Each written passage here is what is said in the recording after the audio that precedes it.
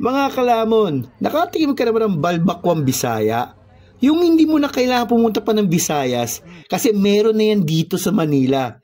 Pero bago ang lahat, mag-follow at mag-subscribe ka muna sa ating YouTube at Facebook page. Kaya pa natin. Tara! G!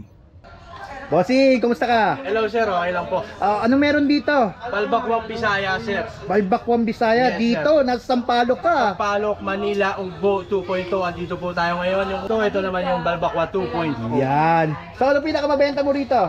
Sasuggest ko yung overload para matikman nila lahat. Sige, bigyan mo ko ng isang order.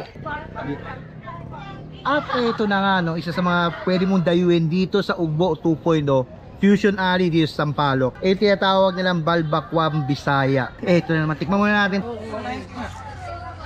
Panalong-panalo yung lasa. Saktong-sakto ngayon na bare months na at malapit na ang taglamig. Yung mga laman loob niya, hindi siya ganun ka una at napakalambot. Ang ganda na pagpapakulo sa kanya. Panalong-panalo yung sabaw. Kaya pa inaantay nyo, punta na kayo rito at kita kayo sa susunod kong food trip.